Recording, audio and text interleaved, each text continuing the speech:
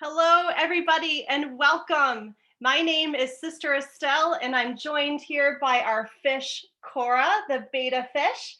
And we want to welcome everybody to this fun-filled hour from Paraclete Press with our amazing animals from the dog in the dentist chair. And we are so grateful to be able to gather with all of you during this time of separation. A recording of today's webinar will be available later to share with anyone who couldn't join us. And we'll also let you know how to get a copy of Peggy Frison's two books, The Dog in the Dentist Chair and Faithfully Yours. So as you know, today we're going to be meeting these 12 amazing therapy animals and their handlers up close and personal, along with Peggy Frison, who's the author of The Dog in the Dentist Chair and Faithfully Yours. Peggy is a contributing editor of All Creatures magazine and author of books about the human-animal bond. Her newest release, The Dog in the Dentist Chair, shares true stories of service dogs, therapy horses, and many inspiring animals who help kids. Other books include Faithfully Yours, which is the amazing bond between us and the animals we love, and Heart to Heart, Hand in Paw. She is also a regular contributor to Guidepost magazine and Chicken Soup for the Soul books. Peggy developed her love for all God's creatures growing up with dogs, cats, rabbits, guinea pigs, pigs, gerbils, fish, and turtles in her home state of Vermont. She and her husband have 2 kids and 2 wonderful granddaughters and rescue senior golden retrievers. They share their home with their golden retrievers, Petey and Ernest, and are involved in therapy dog work. Ernest is a cancer survivor and now provides love and comfort to people with cancer. You can read Peggy's devotionals in All God's Creatures Daily Devotionals and 1 Minute Daily Devotional. Thank you so much for taking the time to be with us today, Peggy, and thank you to all of our wonderful panelists and their furry friends. Hi, I'm Peggy, and this guy beside me, he's kind of sleeping here. This is Ernest, and Ernest is 11 years old, and he's a therapy dog. And one of the things he does to help kids is he helps first graders in a reading program, and he sits beside them and they read to him, and it helps the kids improve their confidence and their reading skills. And I got the idea to write The Dog in the Dentist Chair because one day I read an article about a golden retriever who sits with kids in the dentist chair, and I thought that was so great because, like a lot of you kids, I get a little anxious at the dentist, and I thought I'd like a golden retriever on my lap at the dentist chair. And so it made me think, what other ways do animals help kids? I looked around and I found all these different animals and the different ways they help kids. And I'm so excited to have 11 others of them here with us today. In a moment, you get to meet each one and their handlers. So first, we're really excited to have JoJo Comfort Dog joining us. JoJo is the cover dog, the dog in the dentist chair, and she's here today with her handler, Lynn. Well, hi, my name's Lynn. I'm Mrs. JoJo here, and JoJo is a now 10-year-old golden retriever.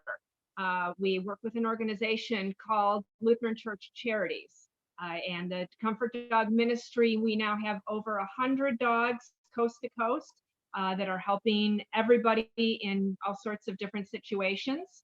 But JoJo and I have been working together for about 9 years now. I've been a pediatric dental assistant for over 25 years now.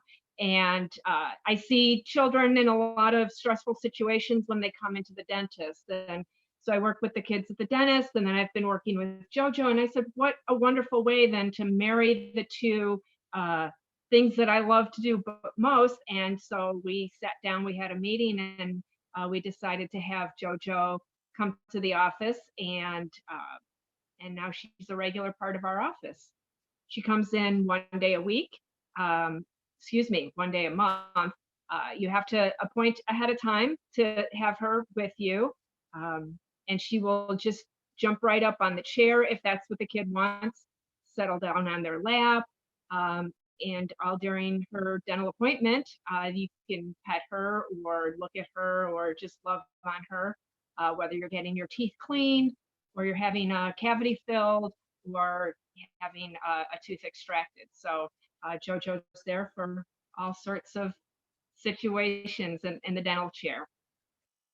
So the other thing too is JoJo doesn't help just kids and just the kids in the dental chair. We've had situations where we see a lot of special needs children also, including autistic, and they don't always want to hang around with JoJo. But on one occasion, patient didn't want anything to do with JoJo.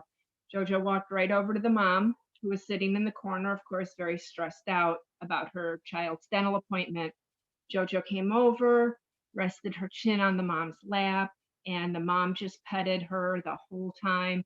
And it made the mom's appointment that much easier. So it's not just kids we help, but it's everybody in all sorts of stressful situations, which is what the Comfort Dog Ministry is all about.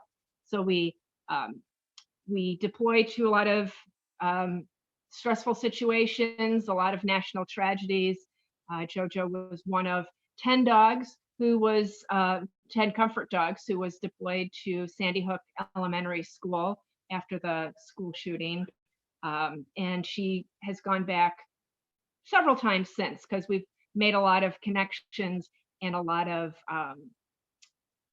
relationships have been formed within the community and with a lot of the families who were affected by the tragedy.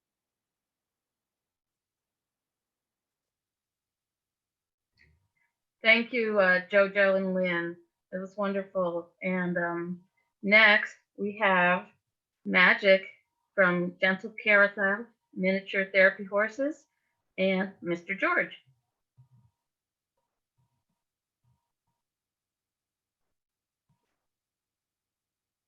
George, you'll just need to turn on your audio and your video.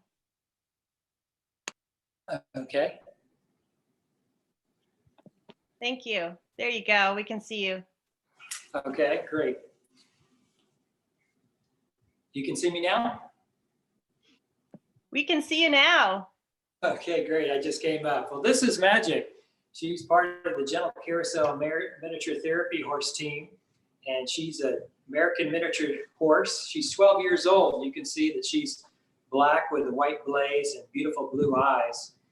And yeah, she is 12 years old, and she will live well into her 30s. But she is a part of a team of 19 horses that bring love to about 25,000 children and adults every year across the country.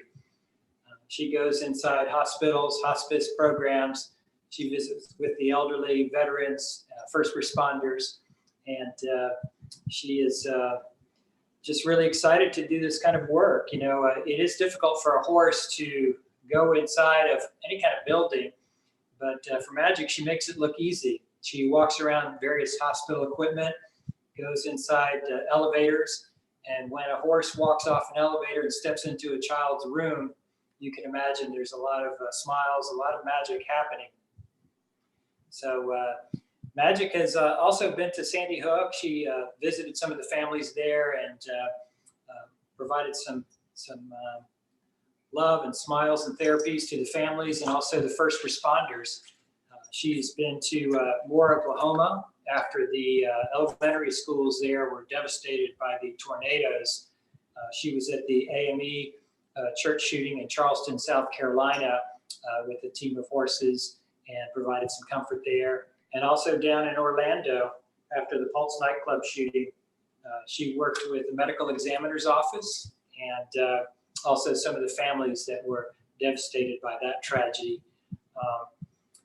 So she's used to working around ambulances and helicopters. She's been to Times Square. In fact, she's been on live TV in New York and worked all the way to Texas and really across the country.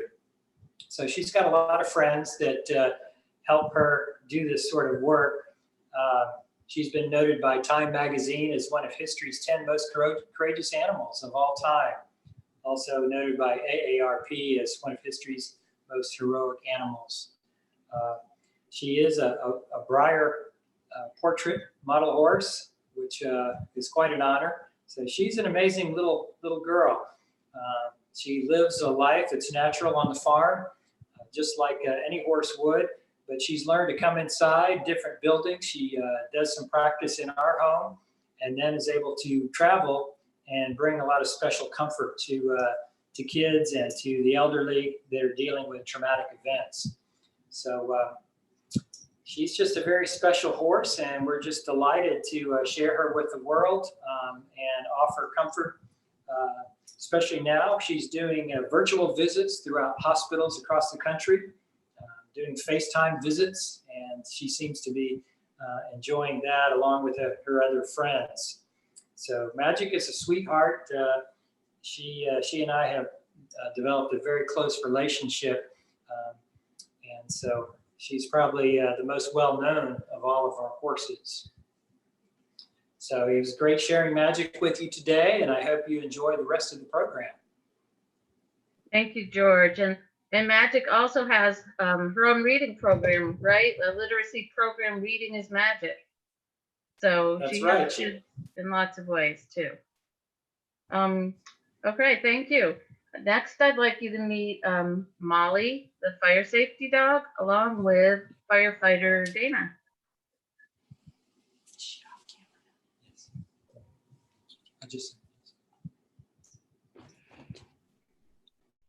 Molly, sit up. Well, hello, everyone.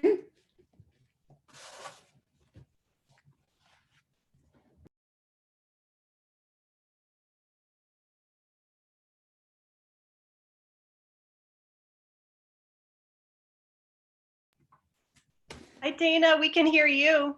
Hi, I have my video on, but I don't think I see myself there. We can see you, Dana.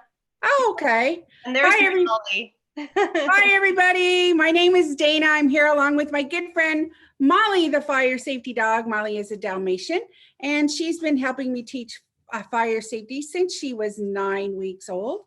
Would you like to see a picture of Molly when she was a puppy? Yes, please. Now, Dalmatians are born without spots. Here she is. She was 4 days old in this picture, and Dalmatians start to get their spots at about 2 to 4 weeks old. Now, Molly, as I said, she's a real fire dog. She's been helping me teach fire safety. We travel all over the country teaching fire safety to boys and girls. We travel about 25,000 miles on behalf of the Keep Kids Fire Safe Foundation.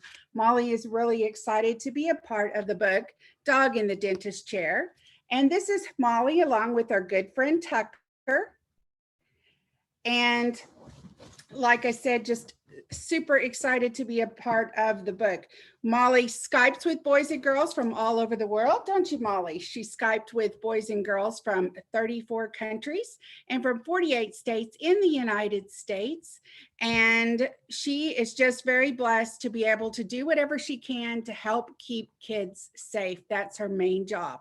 Now, if you would like, Molly has a free downloadable coloring book. You can learn all about fire safety here on this coloring book. You can download that at keepkidsfiresafe.org and join her on Facebook at Molly the Fire Safety Dog. So thanks so much for having this program today and for everyone for joining us. And Molly'd love to be your friend on Facebook. Wouldn't you, Molly? Thank you, Dana. Thank you, Dana and Molly. It was great to see you here today. Next, we have Sheldon and Spencer and Sydney, the skinny pigs. They're a special hairless guinea pig. And along with them is Shannon to tell us about them.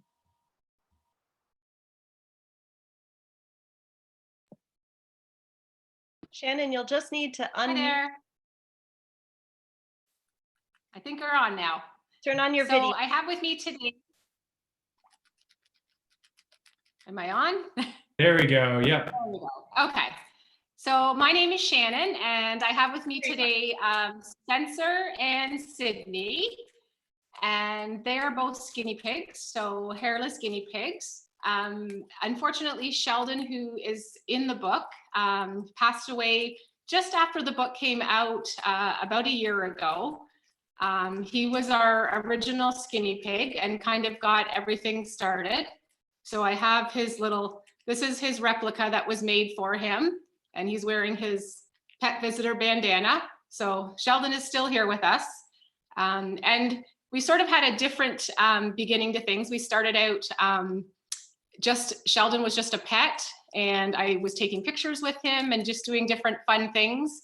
And then it sort of spiraled from there. Our local Humane Society reached out to us and asked if we were interested in doing some education with the guinea pigs at their camps and with the kids there. So we started sort of just doing different clinics on small animal care. And once the summer programs were sort of finished, we wondered what else we might be able to do.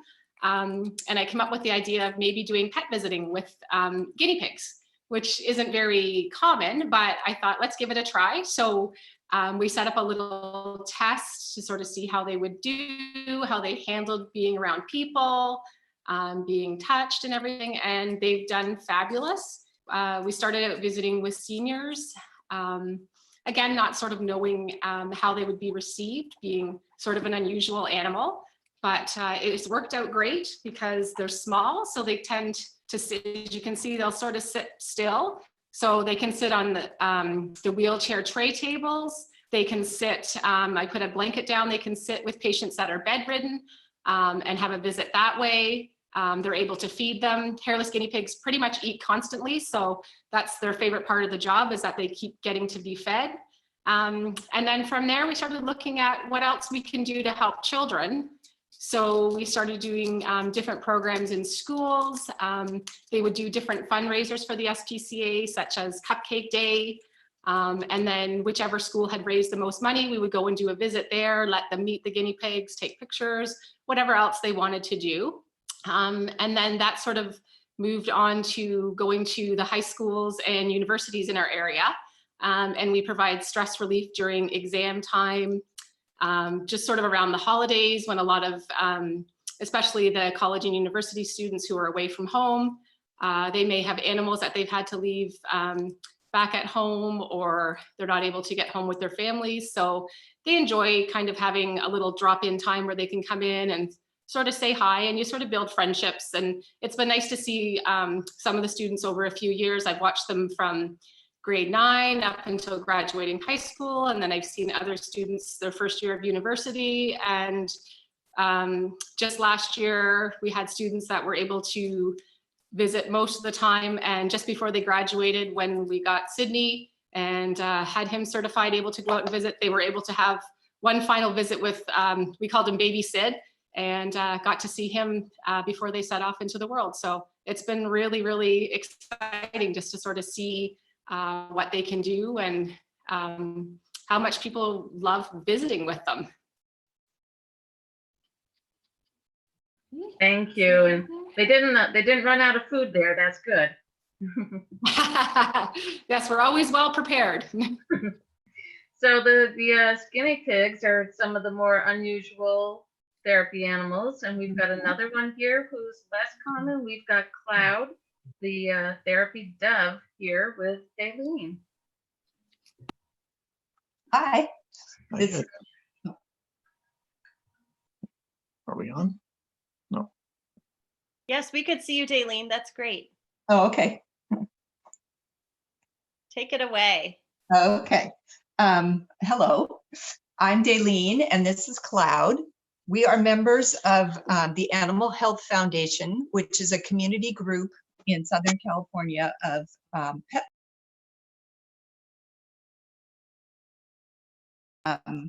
Cloud is a ring-necked dove. I'm going to set him down here so he can be zoomed in on. He's 11 years old, and he was hatched in our home. We have a picture of him as a tiny, tiny baby with his dad, who you will notice is brown. Doves come in a lot of different colors. Everybody thinks they're always white, but they're not. His dad was brown. I noticed from the start that he was very calm and friendly and not at all afraid of anything, including our dogs, our cats, loud noises. So I thought that he might be a good therapy animal to work with children. So I started working with him to get him trained, and he's been working since 2010. So for his work, he works with students of all ages, preschool through college. He does reading programs where he basically sits like this on his blanket and the students read their stories to him and he just listens and eats. He does like to eat. And he also does stress relief programs for mostly the older kids, junior high, high school, and college. And that's usually during test times. We do also right now do a program with an elementary school where we go every month and the kids get to pet him during recess time. So every month they get the stress relief of him and several dogs that go along. In addition to working with children, he also goes to a mental hospital because I've found out that his calm and friendly personality makes the patients there just feel so much better. They can pet him and he's very soft and his just demeanor is very soft. And so it just calms them down when he comes in for the afternoon. So you'll notice that he's wearing a little garment here. This is his vest. It wraps around and Velcros up the back and has a leash attached. That's because his wings are not clipped. You see, his wings are completely unclipped. Most pet birds have clipped wings so that they're safe in case they get out of their cages. But doves need to have their wings intact because they have to fly around their cages instead of climb around their cages. And his cage is quite large. It's about as tall as I am. It's a very large cage. So that's why he needs to have the suit on. And I'm going to show you in a minute. I'm going to bring his sister up in a little travel cage, and you're going to get to see a greeting behavior. But I just wanted to tell you a few things that almost every student that meets him says, because it's just like all of them say this. The first thing that they all say is, oh my gosh, he's so soft. Because you can't tell from looking at him, but he really does have the softest feathers. And then the other thing that I hear all the time is, I have never petted a bird before. Because most birds bite, but these guys are so gentle, they'll let people pet them. They're just not biters. And then I get the question, how long do they live? The answer to that is 15 to 20 years. He does go to the vet every year for a checkup. He eats seeds. He doesn't bite. And then a lot of people say that they used to be afraid of birds, but now because of cloud, they are not. Now let me bring Azalea up. Azalea is his sister, and I'm hoping that you'll get to see the cutest thing that he does. Who's that?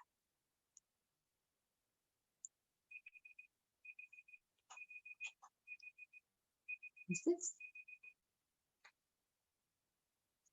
Let's see if he'll talk to her.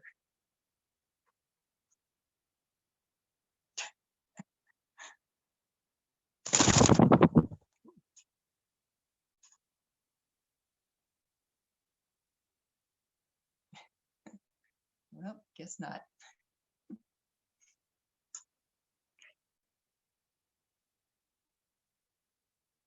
Oh, well.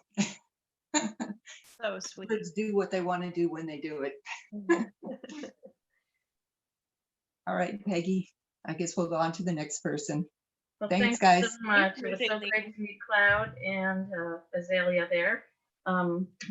So those are some of our therapy animals. We also, in addition to therapy dogs, we have a few service dogs in the book who help their handler, their person. And we have today Monty, and Monty is a mobility support dog for Faith, and she's here along with her mom. Okay.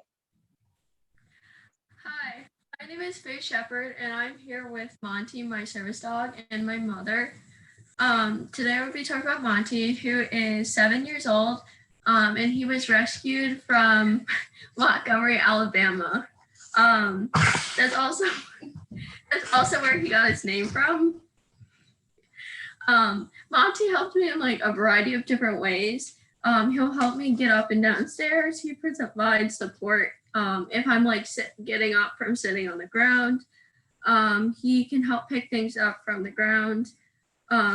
He can touch handicap buttons, turn on and off. He can turn on and off lights. He can take off a jacket. He can take off gloves or socks.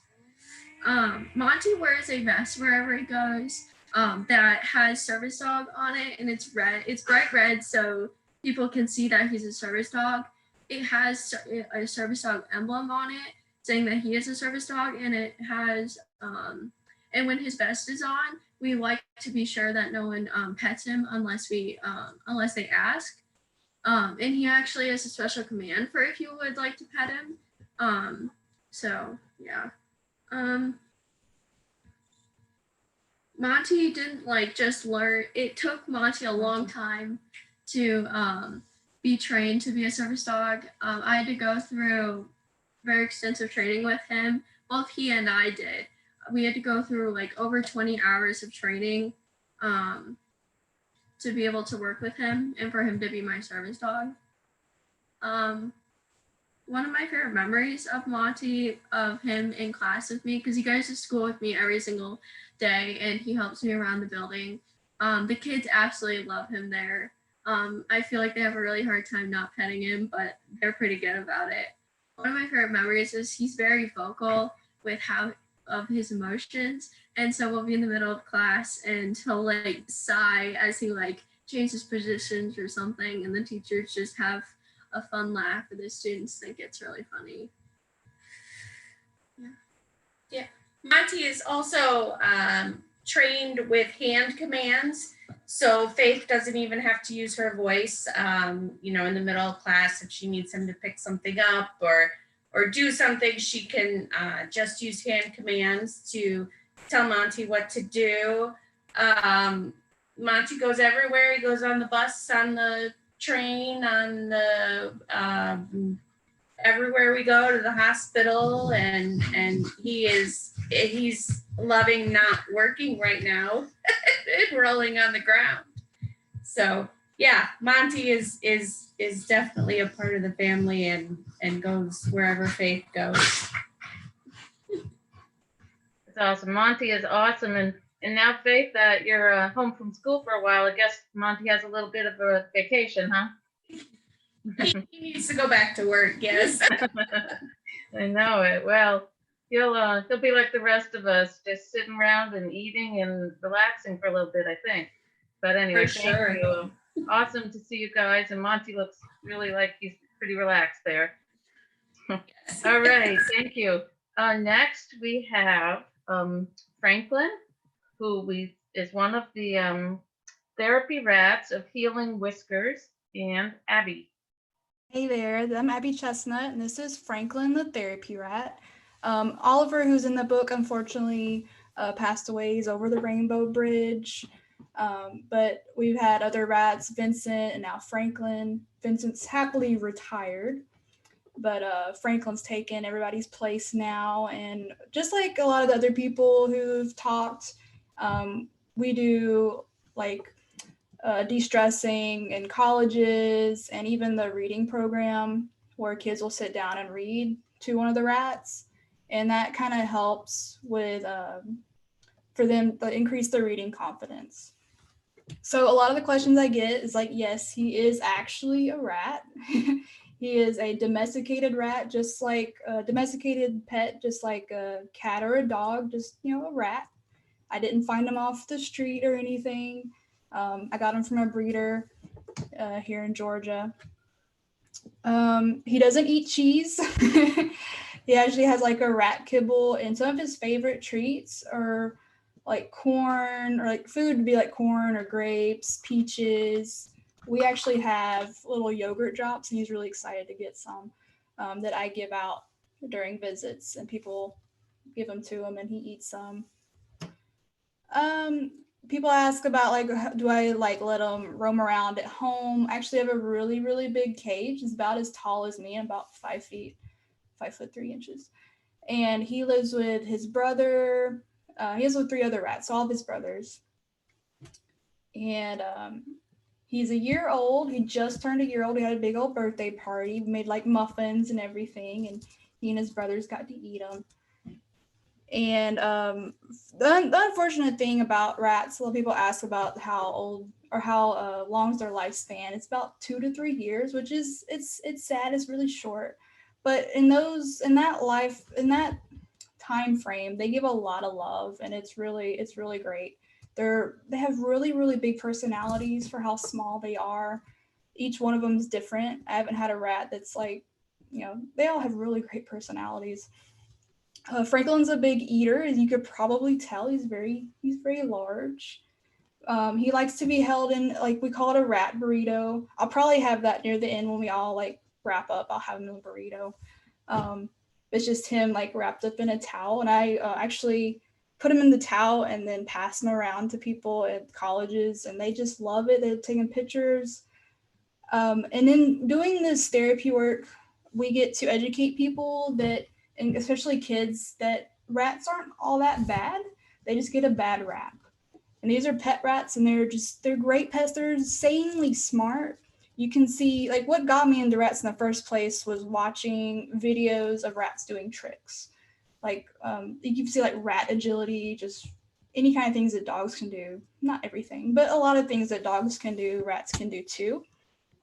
Of course, they're very food motivated. That's why. But yeah, it's a great platform to teach people about rats. They make really great pets. You gotta have more than one. They're really social. Again, very smart. And I'm happy to answer any questions anybody has. We get a lot of them. You can check us out at healingwhiskers.com, and we have social media. We got Facebook, Twitter, Instagram, Tumblr, YouTube, even TikTok. Just look up Healing Whiskers to see some great videos and photos to make people smile and learn about rats at the same time. Thank you. And I love how you have Franklin in the little basket there. I know you mentioned sometimes you decorate them up for the different things. Yeah, we have, especially during Halloween, we have like a pumpkin basket that I put them in. It fits perfectly in there. But yeah, the basket is really great. We can move around. If somebody's in a wheelchair, I could put them right next to each other, next to them, and Great. they can do all that. So yeah. Thank you. Mm-hmm. Next we have a therapy cat, and really, to tell you the truth, I had a hard time finding some cats for the book, so I was really excited. We have 2 cats in the book. I was really excited to find and hear about Raoul, and Raoul is here today with Sarah. Hello, this is Raoul. He wore a tie for his little occasion here. Like Peggy had said, therapy cats are rare. I think it's like less than 1%. Most of them are dogs. So Raoul is kind of an exception. He's pretty amazing, though. I always say that he's like, the calmest person in a little tiny cat suit, because he just oozes calm and confidence, even when he's kind of irritated. We started about 5 years ago. We started with reading programs for kids, and then moved to working in special education. And we've done programs at the library, at colleges, all sorts of different kinds of things. Everybody just likes to be around him. One thing that I have found is, he keeps me calm when I'm around other people as well. So, he's just, he's just pretty amazing when it comes down to it. He has cues. I've had to teach him different cues. Cats are just as teachable as dogs, just they're a lot more disdainful when it comes to things. You have to make them want to learn, whereas dogs just want to please. Cats want to keep to themselves, so you have to give them a lot of motivation. Food motivation is really good. That's kind of how we used with him. But he's inspired some other books. Who is it? So I also have my other cat, Rupert, here. He's also he's Super Rupert, in case you can see his little thing there. So we've worked with, in some classrooms, one of the things we did is we've made other books. And they're not for sale. I'm not trying to overdo anything. But it was good for the kids because then they could, it helped with their reading because they were doing reading and writing, drawing pictures. We would have, so they could all do their own artwork and do their own thing. And we just made these for the kids. They're not like, you can't buy books. But we have a whole bunch of different ones with the different kids. And they were probably just as fun for us to make as it was for the kids to make because they got to get cool pictures and the kids love to draw them. And I mean, it was so fun to do that. Oops, sorry. Then there's another, he kind of inspired someone. One of our students created a comic book of Raoul. I don't know, hopefully you can see that one. But it was inspired by Raoul and little Super Booper here. See, I got lucky and ended up with multiple cats that can do therapy animal work. But the comic is good too. I mean, drawings, this was done by a student. It's more just different ways to make it reading and involved to socialization. Those things are all super important because reading is not just about whether you know the words or not. The reading is about the confidence to read. Reading is about enjoying what you're doing. And all of those things come into play when there's something fun to read to or someone fun to read to. Or, like in this case, when you're drawing something and then you connect it with the words, you feel more confident, which makes it easier to do. So that's kind of a lot of what we're about, is not just teaching to read or helping to read, but giving kids the confidence to do things that they could do, but are kind of scared to do. Social anxiety, hanging out with other people. We would go for walks in the hallway and Raoul would be in a stroller and I'd have a child pushing Raoul and he would talk to all the people about his friend Raoul. So it really is, it's just giving people confidence in themselves in order to be able to do what they need to do. So I'm thankful that I have Raoul and little Super Booper here. And I just hope that everybody else can appreciate all the different animals that they do for us. Oh my gosh, Super Rupert, that's awful. And they're awesome, not awful, that's awesome. And they are adorable. And one of the things you told me, the color of Raoul is the color of a toasted marshmallow. And I always love that because it's very distinctive looking coloring in Raoul. So thank you so much for coming today. And it's great to have a cat among the group here. And now we have another dog. We have dogs of all different sizes in the book. So this is our biggest dog, Murphy, a Newfoundland, and he's here today with Katrina. And maybe Willow. Well, Willow's sleeping right now, so I'm hoping that she'll stay that way. Hi, everybody. I'm Katrina, and this big guy is Murphy, who I just woke up from his nap, so he's less than happy. Murphy is a brown Newfoundland. Murphy weighs about 147 pounds. He is a working dog. They were bred for, he's being shy. Newfoundlands were bred for water rescue, so they're a very strong breed of dog. You see, Murph? Yeah. So they were bred for water rescue way back when people used ships for travel and for fishing and shipping. They would bring Newfoundlands on board with them, and if someone fell over, the Newfoundlands would jump into the water and save them. And they would also, when fishing boats came in, they would put the fish in carts and Newfoundlands would take the carts to town. So they're a very, very strong breed of dog. They do look like a bear. I get that question a lot. They have a lifespan of not very long because they are a large breed dog of 8 to 10 years, but through a lot of really great breeding, come back down. Come back down. Through great breeding programs, the lifespan has gotten a little bit longer, so that's a good thing.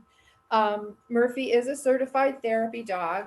He has visited places such as the airport, which is what we talked about in Peggy's book. He has visited pediatric outpatient floor at a local hospital. He participates in tail wagging tutors, which is where children in a first grade class read to Murphy. And through this program, sometimes it's, everybody has a different level of reading, and it can be a little bit nerve-wracking, especially when it doesn't come easy to you. And so reading to a dog like Murphy makes the child feel more at ease, and they feel comforted that there's not any judgment, that they can work through it, and Murphy's just as happy as can be sitting with them while they get better at their reading skills. Let's see, he also has gone to colleges for big kids, big school kids during midterms and finals, which that's a hard time. Kids are away from home. They've got a lot of pressure with their studies and their tests. So that has been helpful.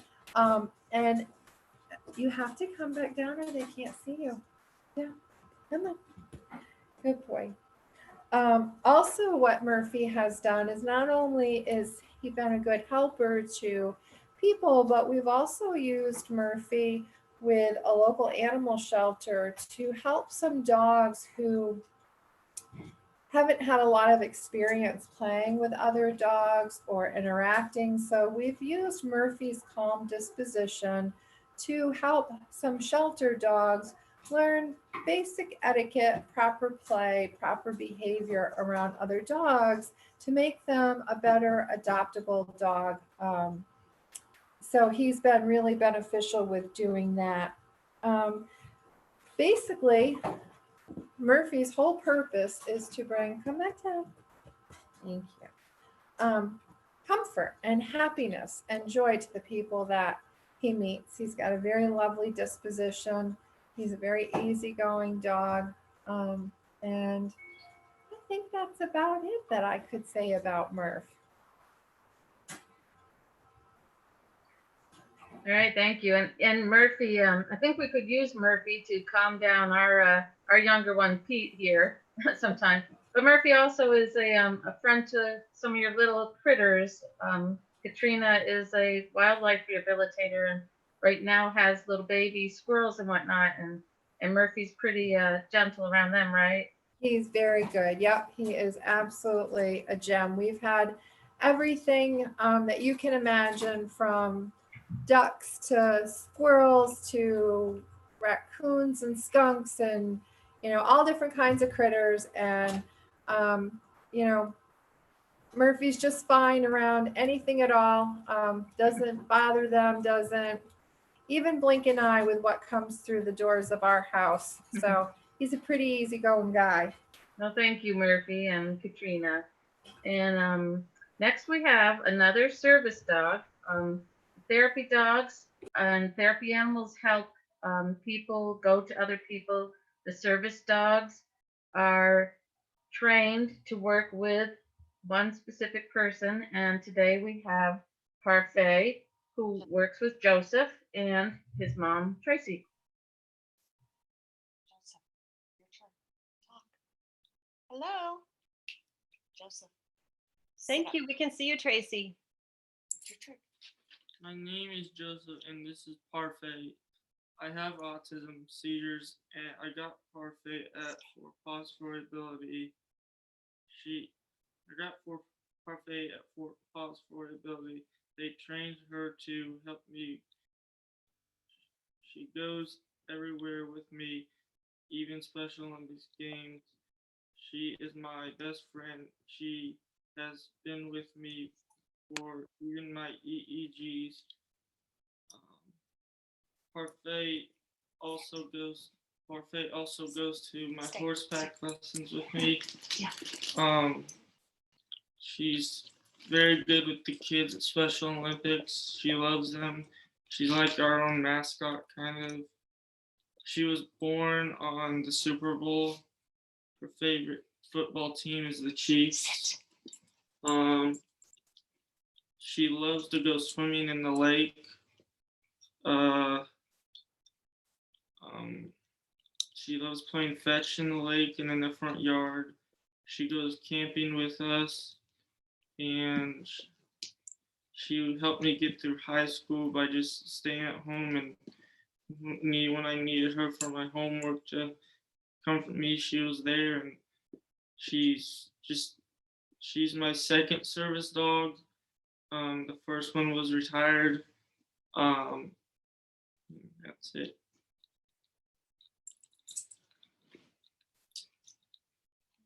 Thank you. Parfait is the sweetest thing. She wagged her tail that whole time. Joseph, you did a great job sharing with us about Parfait, and thank you, Tracy and Joseph. That was awesome, and I can see what a great friend she is for you. And now we have our last, but not least, Reggie is our smallest. We went from Murphy, the biggest dog in our book, to Reggie, who's the smallest, a Jack Russell Terrier. And his mom, Sherry, is here to tell us all about him.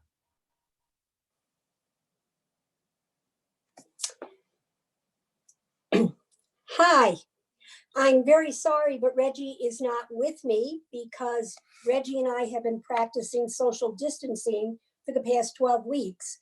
I went on a vacation to Colorado and haven't made it home yet because of the virus.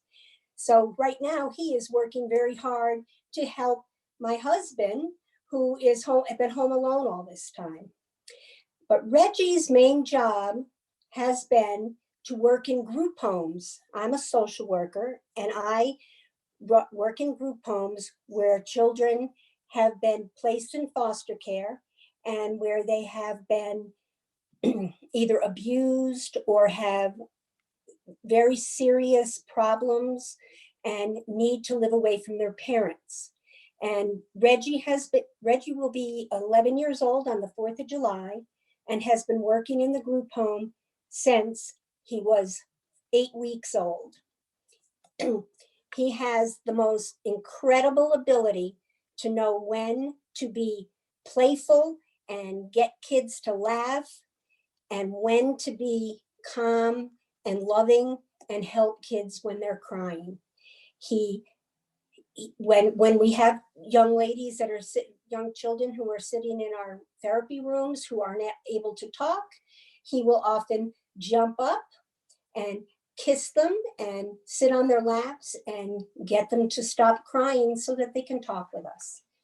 He also helps some of the parents who come in and are very stressed out because their family have been in trouble, and he will sometimes lay on their laps or sit with them when they cry. That is his main job. He also goes to colleges, and he also goes to schools, and particularly schools with kids with special needs. And he, like I said, has just the innate ability to be able to know what someone needs. Right, what he's been doing, we had an incident where a close friend of ours was having some anxiety problems. So during this COVID outbreak, he went to live at their house for a couple days just to give her some support and love. Reggie is active and loves kids and has can roam around our group homes at will and helps the workers when they're getting stressed. And he's just an incredible little dog. As you can see, he's very cute too. Reggie's adorable. He really is. Thank you, Sherry. You're welcome. Thank you so much. What a fun presentation, Peggy. I love all these amazing animals and their helpers that you have in this book. Makes me want to, all of us, go out and buy a copy. I appreciate everyone coming and joining us today. I know that a lot of these dogs are all working hard to find ways to connect with people now that we're all home. And I just thank them all for all their hard work and for coming here today. And they make a difference to so many people. That's wonderful. We do have a few questions, and I think we might have a few minutes for that. Is that okay, Peggy? Sure. If everyone's still around, great. Thank you. Well, first of all, someone wondered how old Murphy was. Oh, I'm sorry. Murphy is 7. He just turned 7 last Thursday. So we had a little bit of a birthday party with his siblings. Yeah. That's awesome. And Dawn said, a Newfoundland saved me from a school bully when I was 6 years old. Love those dogs. That's awesome. Awesome. And then Verlinda was asking, how do any of the animal owners determine if their pets are good fits for therapy work? I can speak to that as far as having an unusual animal to do therapy work. I just found that when I would take them places, people would say, how do you get them to be so calm or stay still? Or how do they take such good pictures or things? So that's kind of the first clue, was when people started saying that they were calm, that there was something different, that sort of gave me the idea that maybe we can do a little more with them then. Yeah. Oh my gosh, it's fun. Does anyone else want to answer that question from their I perspective? can tell you from what happened with us was Murphy was a puppy, and I was experiencing something one night that I was very sad.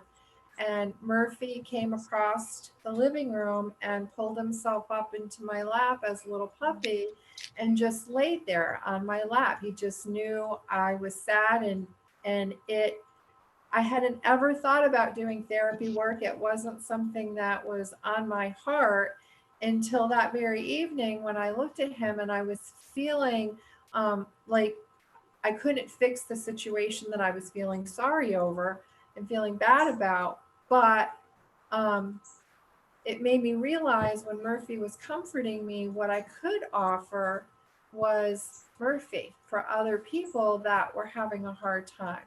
And that was where our journey started. That's wonderful. I was wondering in this time with coronavirus, if any of your animals were able to be therapy animals in the hospitals or nursing homes, or are therapy animals not allowed at this time? They're not allowed at this time because Not of allowed. safety issues. But as far as Murphy goes, we're doing, just like we're doing this video conference with you all, he's doing it with some of his friends from elementary school. So they're going to be reading to him over a video conference. Well, that's great. We did have an experience over this past weekend where we made an exception with a facility, an assisted living facility that we've worked with for a number of years. They had a special request. So we brought one of our horses, Scout, who is about 100 pounds, also with a Percheron, Tiny Prince Charming, who weighs 2,000 pounds. And we stayed outside of the facilities. We looked through the glass, and the patients were able to put their hand up on the glass, and the horses came up and approached the glass. So there was interaction. There was that eye contact. And I think it's a little added element that goes beyond the virtual technology. But that was a very nice thing. But we haven't done a whole lot of that. That was an exceptional experience, and it was just wonderful. That's terrific. I did have a question come in from Susan Karras. She said, can dogs or any pet catch coronavirus or spread it? Does anybody know that? Actually, there was a vet on on TV just earlier today who said that they can't. However, I've also heard reports that there have been some cats that tested positive. So the Veterinary Association is recommending social distancing for animals as well, which is really hard for these kind of animals because they are very peopleized and want to be around people all the time, and they're working animals. And my little Reggie has been a little depressed, first from being away from me for 12 weeks, but from not working because he goes to the group home every day. Wow, that's amazing. It's really a little calling that they have. a vocation. It is. And you all do too. Come down. Come down. It really is. That's wonderful. Peggy, do you want to say any last few words? Or I anybody? was just thinking of just about what we were just talking about. Somebody told me that they go out and do therapy dog work with their dog, and the people in the nursing home were saying that a lot of they don't get a lot of visitors because because of their age. Maybe they just don't have family nearby or anyone else as old, and so they look forward to the therapy dogs visits and therapy animals so much, and now that they can't come visit, they're really missing it. So I know they appreciate whatever special calls and Zoom conferences and letters and posters or whatever people are able to find a way to do. I'm sure they're appreciating whatever efforts you all are making. I know many of you have done phone calls, FaceTime, and Zoom calls and whatnot. And it's very appreciated.